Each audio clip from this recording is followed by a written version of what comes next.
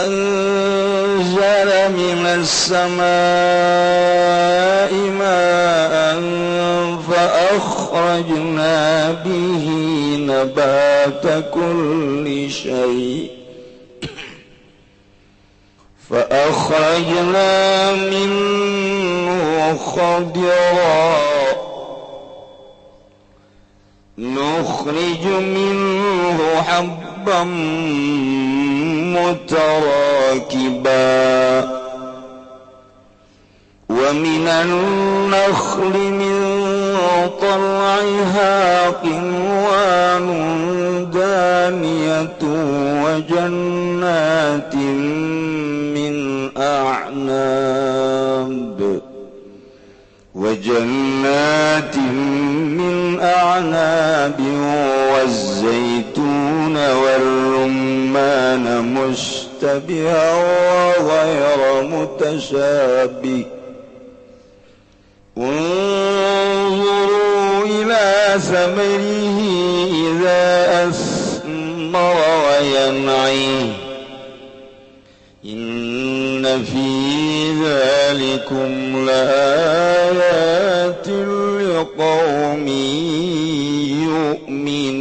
يؤمنون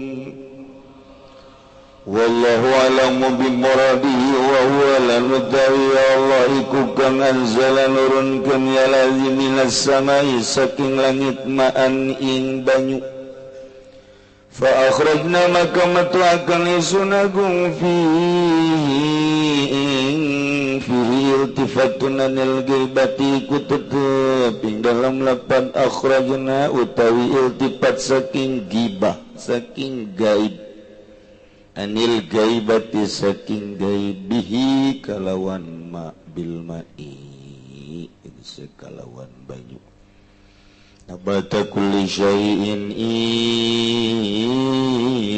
cucukulan saban-saban sewiji-wijian butuh kang cukul ya kulli syai' fa akhrajna minhu maka metuakeun isun agung minhu saking kulli syai' minhu saking nabat minhu saking nabat ain nabat tegese nabat syai'an ing sewiji-wiji khadirat kang ijo bimana akhdara kalawan mana akhdara nukhriju kang metuakeun isun agung minu saking khadir minal khadir tegese saking kang ijo haba mutarakiba ing wiwijilan kang narima nyusun yarkabu ba'duhu ba'dan tegese nyusun apa setengah habban ing setengah kasaing setengah kasana bililin toti wanawiya kaya pirang-pirang ranggeyan anggur ranggeyan gandrung lan umpamane yontoh wa minan nakhli lan iku tetep setengah saking wa minan nakhli lan iku tetep saking korma khobarun ya iku dada khobar dalam mindulan dan gawe badal minu saking nakhli apa mintaliha tegese saking mayange nakhli awali mayukhraju tegese awali barang kang metu ya mamina saking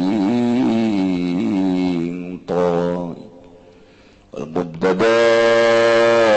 ulan utai mubtada naiku kinwanun lapad kinwanun wa minal nakhli kinwanun utai pirang-pirang kitu kinwanun utai pirang-pirang sintuke rajin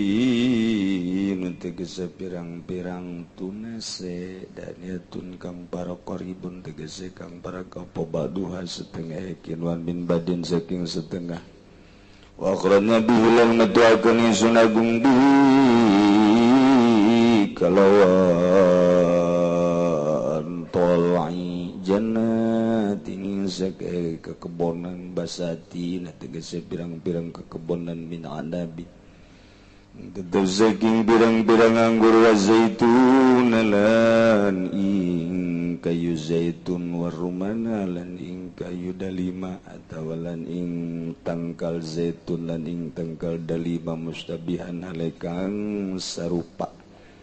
warokuhuma apa godongi karoni zaitun lan ruman halun yaiku dadi halwa garong mutasyabih lan orana kang narima sarupa apa samaruhuma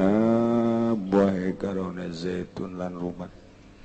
unzuruni ali sira kabe ya mukhatabin ayo kang den hitoban kabe nazra tibarin kalawan ningari itibar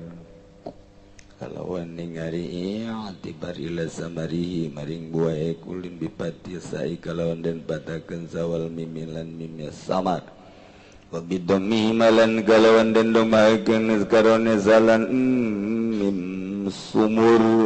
wa jamu samratin lan utawi samar iku jamal lampal samratin ka syajaratin wa syajarin wa khashbatin wa khashabin idza asmaratat galabuan yakulun nawalama yabui dalam mawala barang kang lahir ya samar kaifa huwa iku bautawi utaya samar wa ilayani lan maring mateng ya samar Ma'adhaji tegas matangnya samar Iza dikatan gala dan temu ya samar kaipa yang udu alai bau kaya apa babalik ya samar Inna fi zalikum ing satuhunaiku tetap ing dalam mangkono kabeh opo yaktila ayatin sake ayat dilalatin tegas sake kang dudukeun ala qudrati ta'ala ingatase kawasannya Allah Ta'ala alal ba'si wa gairihi ingatase nangi akan lan liane ba'as lan liane ba'as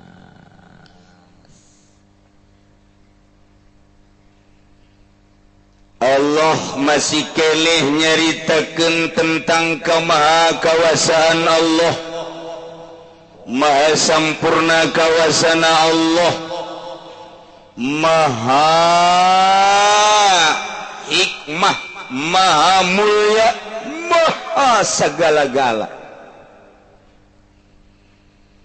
Dalil nomor kahiji tadi guys dijelaskan innallaha faliqul habbi wan nawa.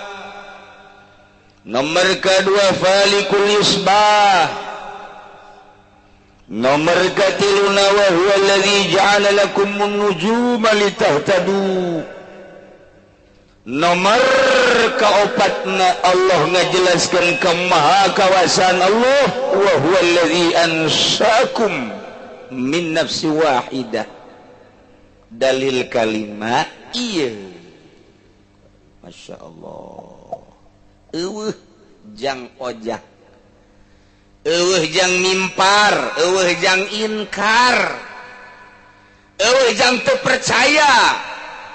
ka Gusti Allah bahwa Gusti Allah maha soni maha khaliq maha sampurna sonikna jeung khaliqna maha sampurna kekawasan Allah subhanahu wa ta'ala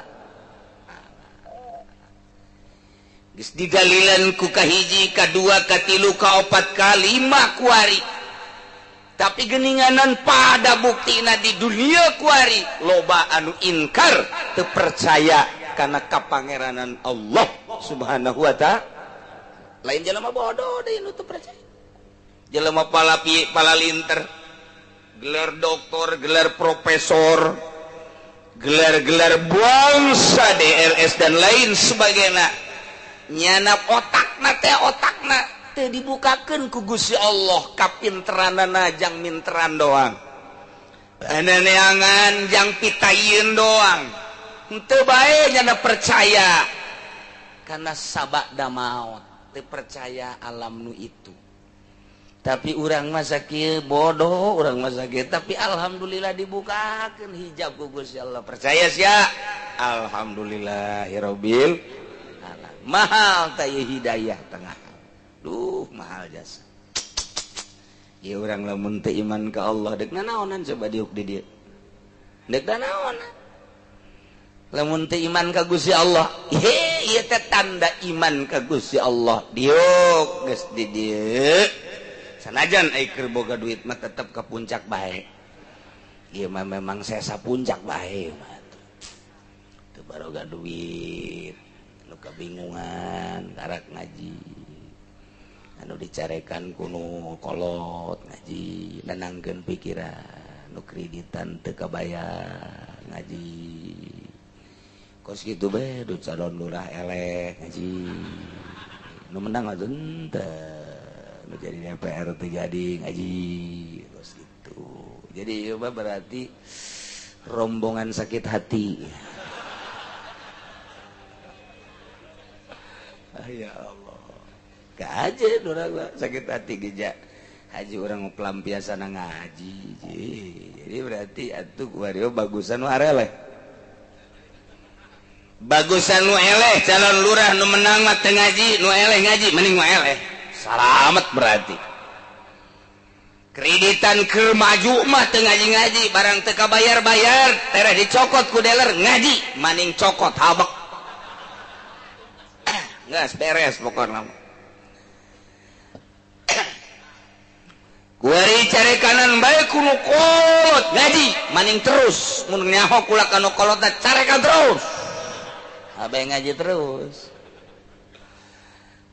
tuh duit tegab-legab ngaji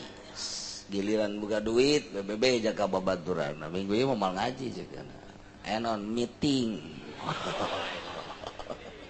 segala meeting. Iya dalil kalimah ya Gusti Allah ngajelaskeun dalil ka maha kawasaan Allah maha sampurna kakawasaan Allah Allah teh maha pencipta Allah teh anu ngabogaan nu bantak dijelaskeun ku Gusti Allah timimiti innallaha falikul habbi wan nawa sisikian nang Allah subuh waktu subuh nang Allah falikul isbah. Kemudian kitu urang menang Allah asal ti hiji manusia Adam wali berayak bualaya maha kawasa Gusti Allah kuari wa huwa alladzi Gusti Allah ta alladzi zat anzala nurunkeun minas samai ti langit ma'an cai nu turun di langit macai hujan berarti nu nurunkeun hujan teh Gusti Allah carana Allah teh nyieun heula saab panas eta panas teh ngahiji ka laut di laut terus ku panas-panasna hawa naek ka luhur di luhur teh panas teh ngajadi mega sanggeusna mega teh ngabentuk tidinya cai laut teh ditarik ku mega kakawasaan Allah seperti kitulah naik ka luhur eta mega terus ngahideungan hideng geus pinuh ku cai tinggal dibedolkeunna deuk di mana kumaha Gusti Allah urang lamun wauh jeung mega mah mega sini dong kecuali Megawati eta ge urang digupai ku Megawati asal kamu kesini melalui tanduk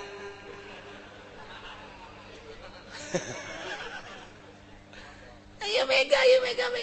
mega narik nyedot cai laut set plek maha kawasa Allah aja cak mega teh aku ladek dikamanakeun ieu cak Gusti Allah angin sampaikan salamku oh blon teh mah di silitong atau mah kos kitu mah angin cek Gusti Allah tiup kacikupakeun ditiup ku angin kacikupa war oh mega hideung jasa cenah tuh di Cikupa tuh deuleu tuh asana hujan tuh di Cikupa tuh kadeuleu ku urang set kulantaran aya nu hajat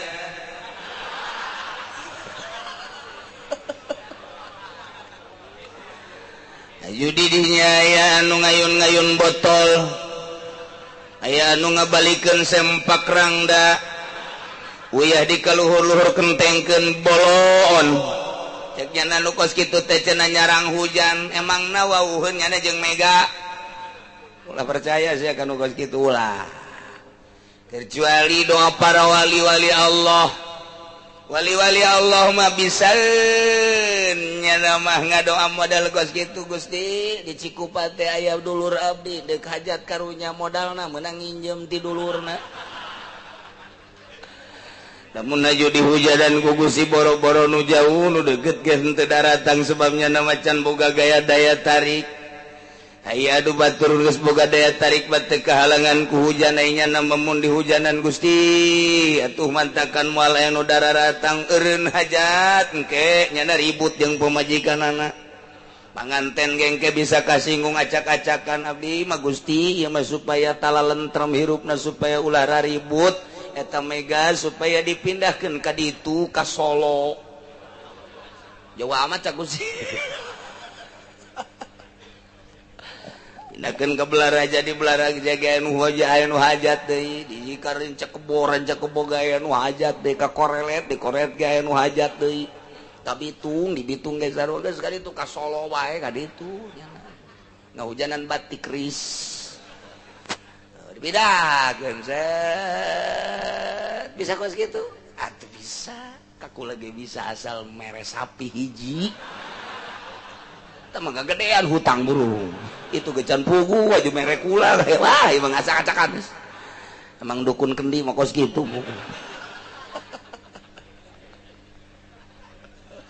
nah kecuali doa solihin doa para wali bisa jadi batu iya awak teh geus Allah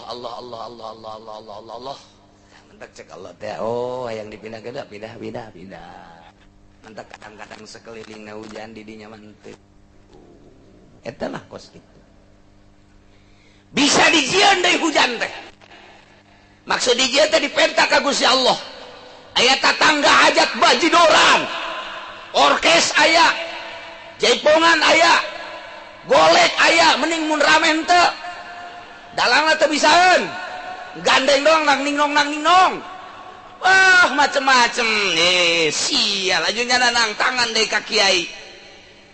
ge lamun encan nyeri-nyeri teuing mah teu meunang deui mani ngahindar bae ngan ieu mah geus loba nu kanjengerian ya ku aing sia didoaan sia ya Allah ya Rabbi eta jelema ngalunjak lain ka abdi sapira abdi tapi ka Gusti ieu jelema ngalunjak abdi deuk masrahkeun ka Gusti cek Gusti aya ka aing onam cek nya aing mah atuh geus deuk kahujanan bae ulah Gusti pancenah ka aing atuh pandang atuh sianya lain ieu mah supaya lah karasaeun bae geus kunyana Gusti hujanan bisa saang sakitu caangna gelug wah di hujanan budak ka kawasan Allah sebab nu nurunkeun hujanna Gusti Allah kumaha Allah bae aya ge urang nu geus wauh jeung Allah makrifat ngaranna menta ka Gusti Allah. Nah, ieu mah kasimpulanna nu nurunkeun hujan adalah Gusti Allah Subhanahu wa ta'ala. Maha kawasa Allah tuh. Jalain jenderal nu nurunkeun hujan mah lain RI 1 nu nurunkeun hujan mah. Jalain kapten nu nurunkeun hujan mah lain letkol nu nurunkeun hujan mah. Komo RT mah becus naon supir RT. Digaji henteu naon henteu di neraka pengap-pengapan nya rugi jasa aja hidup jadi RT mah teh digaji henteu naon henteu di akhirat pamarentah nya tapi lamun RT di hese urang ge asal niat ibadah bete tenang teh wah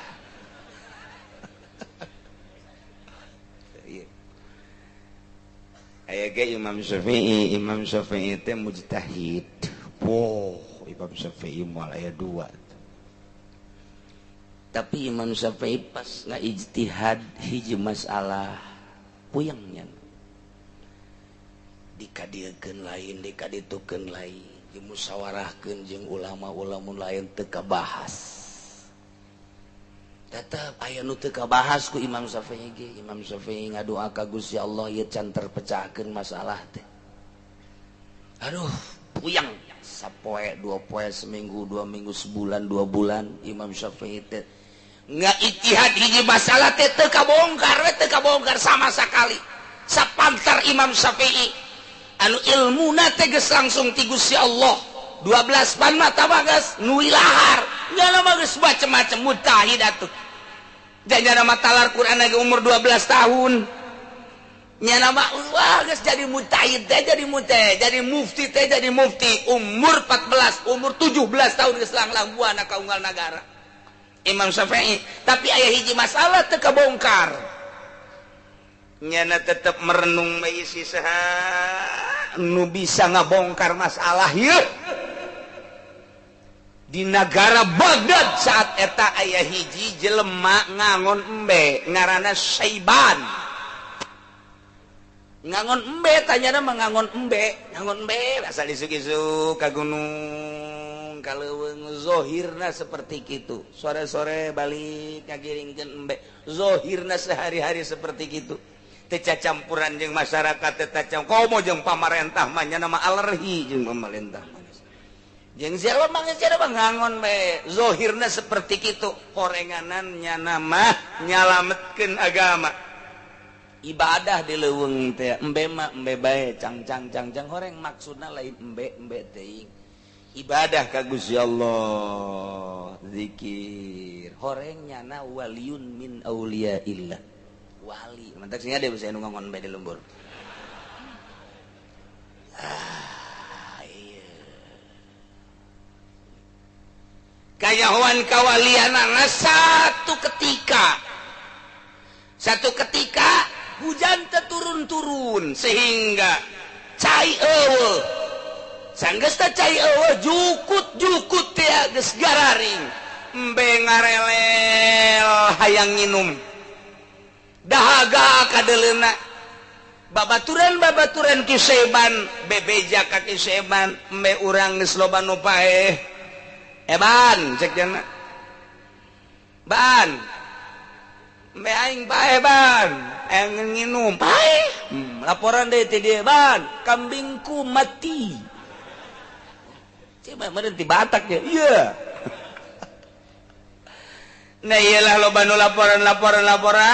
akhirnya nyana ngadoa nyana mah ngadoa nanti langsung kia baik dilihat mana sih Mega jagena ya itu ditunjuk ke nyana Mega kadia udah sagede kok Mega cepet ya hujanan ya embe ya pararah ya langsung itu buak hujan Masya Allah eta ki Syaiban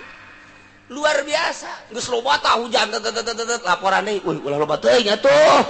sakian Mega gas cukup rat geus geus ka ditu deui sia ka ditu eta ki Syaiban bisa kos kitu eta ya Allah ya Rabbi sekali geselang sababaraha poe deui terjadilah seperti kitu deui minta deui ka ki Syaiban terjadilah seperti kitu deui akhirna kadengekeun kan kagorengan tetep kadengekeun kabagusan tetep kadengekeun bae kajen ku kumaha ge nu aya di benak hati urang kajen teuing ku urang dipendem teu pernah ngomong-ngomong kamaripatan bakal timbul sarua bae kahasudan ge bakal timbul bae kajen teuing ti tubuh kiai tidak ada kiai tidak ada ustad komo dadah lurah mah parantina tah mah kos kitu mah komo dadah bangsa pamarentah mah geus parantina hasud teh paranti tah mah nya nama mun teu hasud teh lain pamarentah boh kitu amat ki emang parantina nya nama geus kos kitu nu bener ki emang kos kitu kiai abi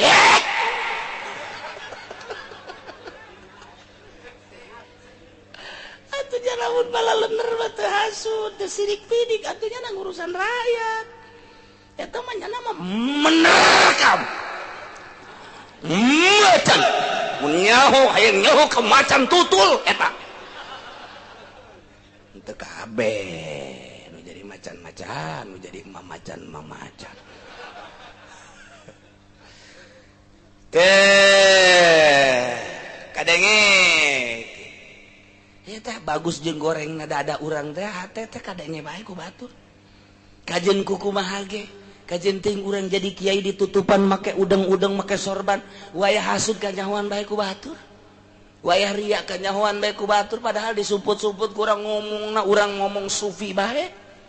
ngomongna ngomong wali bae ngomong kiai bae mapatahan bae wayah hasud ka ambeul ku jelema kajen teuing urang nyumput bae kajen teuing kumaha ahli ikhlas ka nyahoan bae ku masyarakat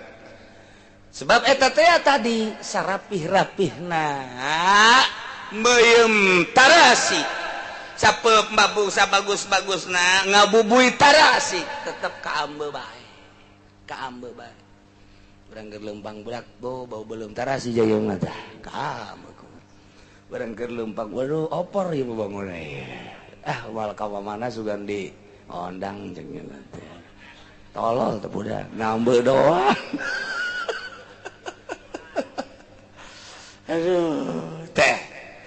kadengekeun kisah teh seperti eta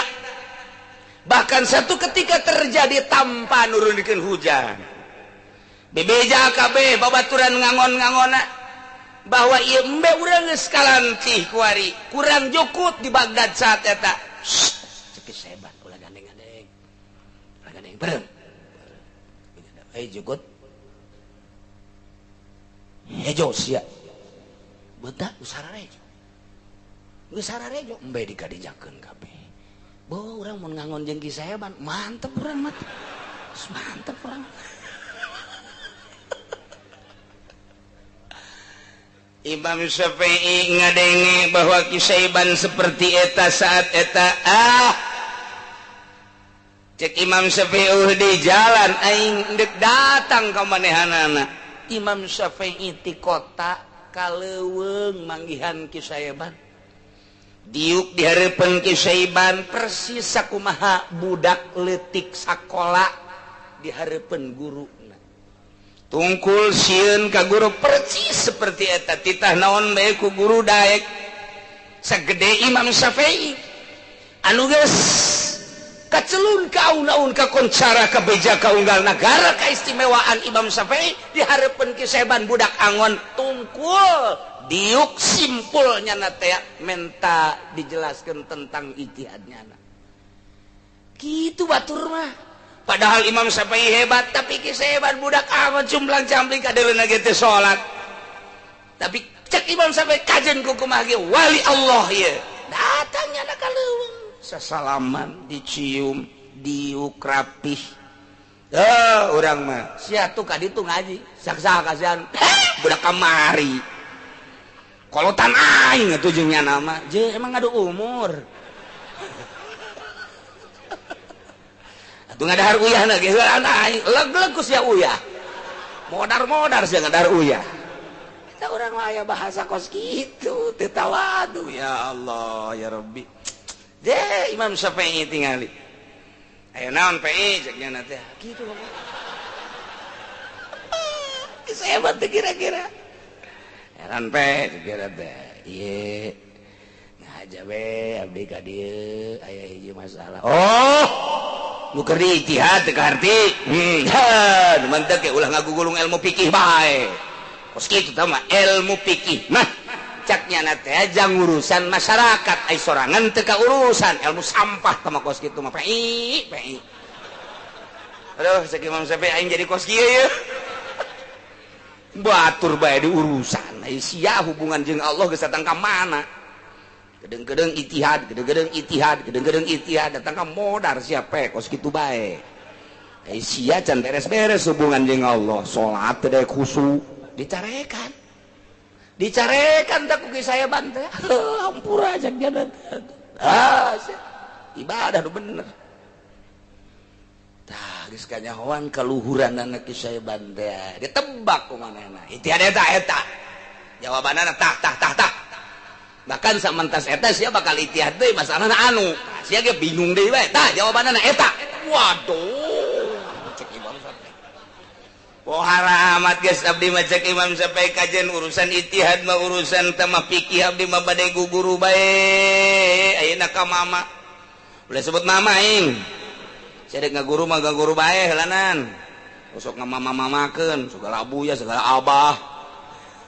batur mah kos gitu orang malain yo sia dek ngaguru ka aing teh nyebut buya ka aing buya tuh sia ka aing oh bayawak buaya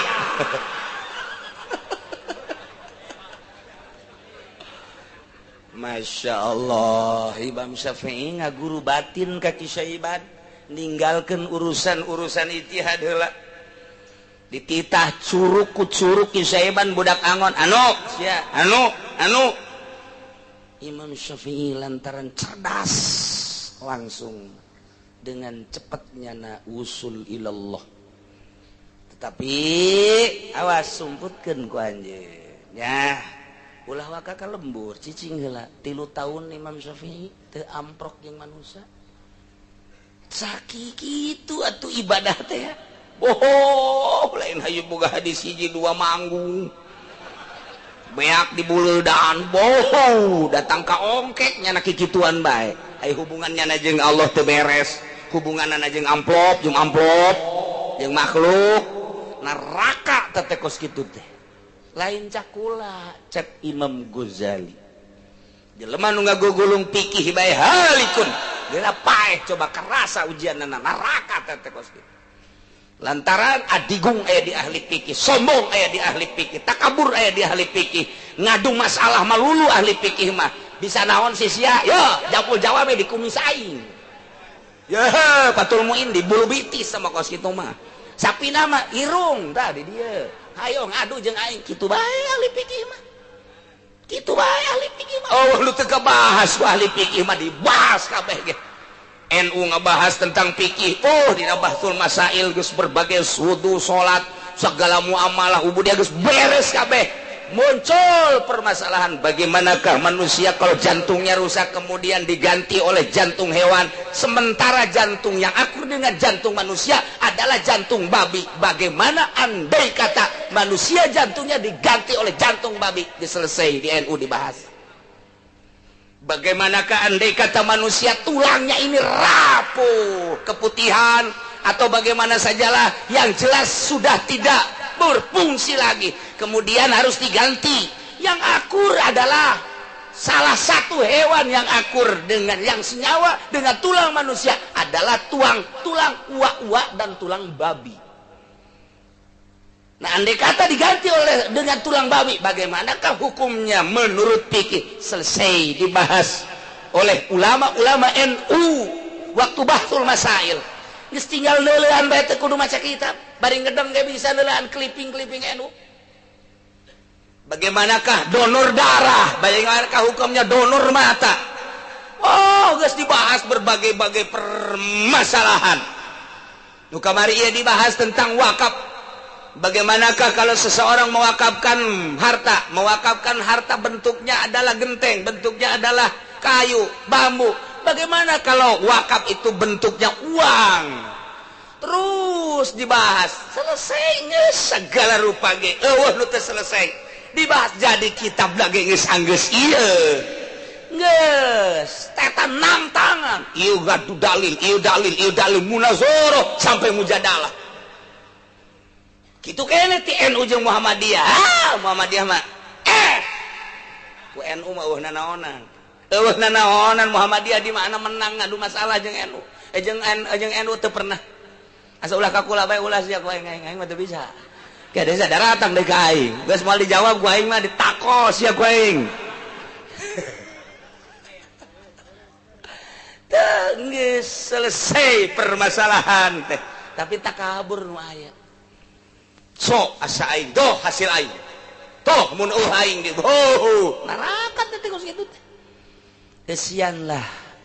ku tasawuf ku ilmu batin supaya datang ka boga rasa aja aing mah teu bisa ngaji teh tuh nginahin pan kos kitu. Waalaikumsalam naon ieu ieu kula neuk nanyakeun masalah emang aing mah tangkal masalah ayo jeung aing sia ngadu masalah mah sombong. Tapi lamun ahli Allah ahli sufi abdi rek nanyakeun masalah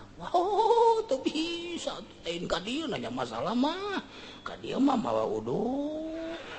kopi masalah mah ka dieu tawadu ngaranna masyaallah ngeunaheun jeung ahli Allah mah tah ieu Imam Syafi'i gurunya na barang Imam Syafi'i geus usul teh cacak aing teu ngaji ilmu batin cilaka aing di akhirat. Imam Malik sarua bae lau kitu lamun naon kitu ngaranna naon kita lamun laulah sanatani lahalakan Nu'man lamun teu aya 2 tahun silakan Nu'man teh nyana guguru ilmu batin 2 tahun lamun cacak aing teu ngaguru ilmu batin neraka aing cek Imam Maliki laulah sanatani lahalakan Nu'man ngadu masalah bae cek nyana tapi barang teu kaji ilmu batin zikir ka Gusti Allah sejuk 10 masalah nu ditanyakan dijawab 2 8 di pikiran baik ente nanyakan masalah 20 dijawab 4 anu sebarata saya sadata 16 pikiran baik usia hingga teu kaharti cek kieu tawadu masyaallah teh ieu urang mah nempo teh karomah-karomahna padahal mah loba wali nu teh dibere karomah ngan osok dibere jang pangbubungah sakumaha nabi dibere mukjizat wali dibere karomah ketika dibere karomah nyana nama embungeun ngan kulantaran Allah mere timbul keyakinan anu pohara tambah cakena teh gitu aing ieu waduh barang hujan jibreg aing karomah berarti kehujanan keneh berarti aing itu lain karomah tapi biasa bego mun teu kahujanan ka arah insyaallah ieu tas dahar jadi seubeuh karomah berarti itu blon tuh ieu Imam Syafi'i be guguru batin jadi jana teh udeng-udeng teh dibuka heula guguru ka tukang angon ya Allah ya Rabbi eta lah bisa nambai hujan nang Allah kene lantaran geus wau jeung Gusti Allah. Kos kitu. Nah iyalah maha kawasa Allah, maha sampurna kekawasan Allah. Lantaran Gusti Allah teh allazi anzala minas sama'i ma'an nunurunkeun hujan ti luhur langit melalui mega. Proses-prosesna turun hujan nah ieu dibahas ku ulama panjang luar biasa sehingga mu'arodoh antara ulama antara ahli filsafat ulama fikih jeung berbagai-bagai ulama seperti itulah pembahasan para ulama tentang Allah nurunkeun hujan tetap kudu aya sabab musababna fa akhrajna bihi habbau nabata kulli syai' barang Gusti Allah geus turunkeun hujan Masya Allah ku sebab hujan teh Allah ngajadikeun jajadian berbagai jajadian iltifat teh cenah cek ahli bilagah mah lantaran tadi kapan gaib wa huwa Gusti Allah teh allazi anzala minas sama'i ma kunaon atuh ka dieu lain fa akhrajahu tapi fa akhrajnahu iltifat wal iltifat wa huwal intiqalu min badil asali bi ila badin qomin cek dina johar maknun jadi ngandung rahasia teh iltifat di dieu tina gaib kuari kana hadir tu anil ghaibah supaya nyongsrong fa akhrajna bihi nabata kulli syai' kaulan agung geus ngajadikeun ku sabab hujan tersebut karena berbagai jajadian pare jadi jagong jadi buah jadi geus puguh nu dipelak mah di hujanan jararadi nu teu dipelak kurang jukut jadi teki jadi sagala eceng gondok jararadi sagala wah macem-macem nu kurang dipake ka embung ge jararadi bae jole moh ku ayeuna hujan teh neule urang ka pegunungan Masya Allah ngemprai mani asana waas atete ku hararejona neule ka belah dieu cai singkolocor di sisi-sisina teh aduh luar biasa eta jajadian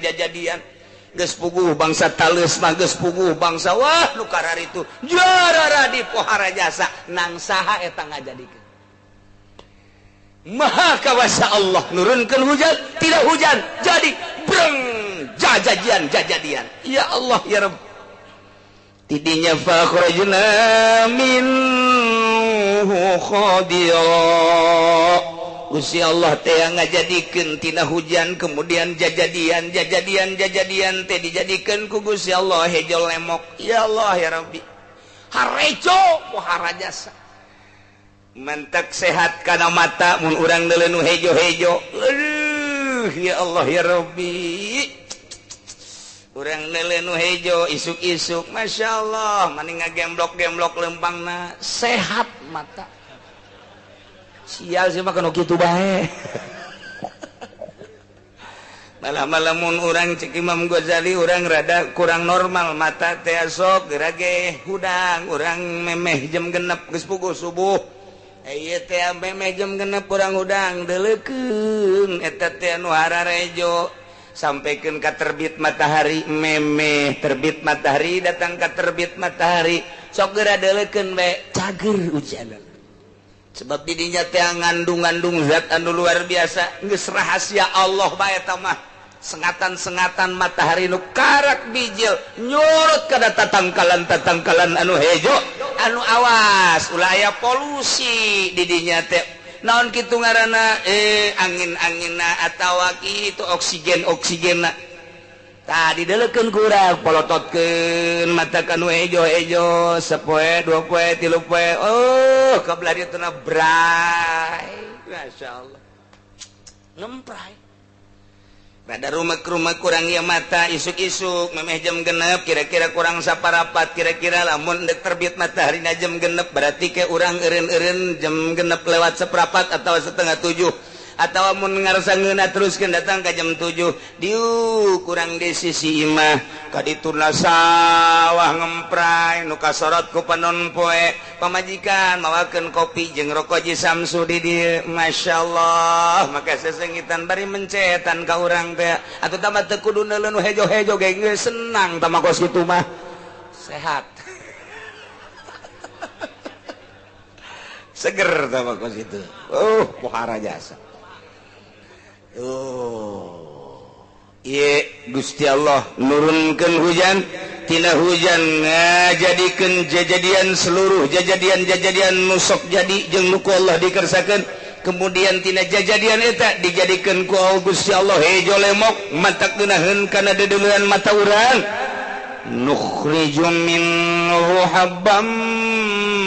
mutarakiba. Jadilah tatangkalan tina cai hujan tersebut hejo gede rindang. Lamun buah gede, mun jagong jadi gede, kacang jadi gede, pare jadi gede. Timbul tina asal cai hujan subur jadi hararejo kuari kembangan Masya Allah nukhriju minhu ku Gusti Allah dijadikeun tina nu hejo eta sisikian anu ngentep coba ge kurang deuleu kuari kaluar gandrung ngentep sikina teh ti luhur tepikeun ka handap nang saha ngentepkeun leuleuh pare urang bekah kuari eusian plep tungkul buah pare ti luhur tepi ka handap make ngentep mani ngentep itu menang saha ngentepkeun masyaallah berbagai bubuahan keluar anggur ngentep ti luhur tepi ka handap ti luhur rada gede beuki ka dieu rada leutik ka dieu rada teu kecongonat leutik menang saha ngentepkeun kos kitu. Ya Allah ya Rabbi maha kawasa Allah maha sampurna kekawasan Allah tina hujan ngajadikeun jajadian ya geus jadi jajadian teh kaluar kembang kaluar buah nang ngentep rapih luar biasa ngentepkeun ngarapikeun nang saha lamun lain nang Gusti Allah yarkabu ba'du ba'dan kasada bilil hintati wa nahwi berbagai tatangkalan anu rindang anu buah nang ngentep Allahu Allahu Allah Allahu Allah la ilaha Jibril, Mikail, Israfil,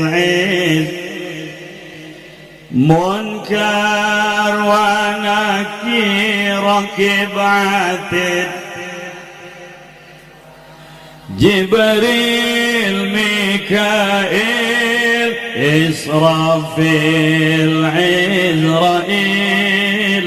Munkar wa Nakir, Rakib.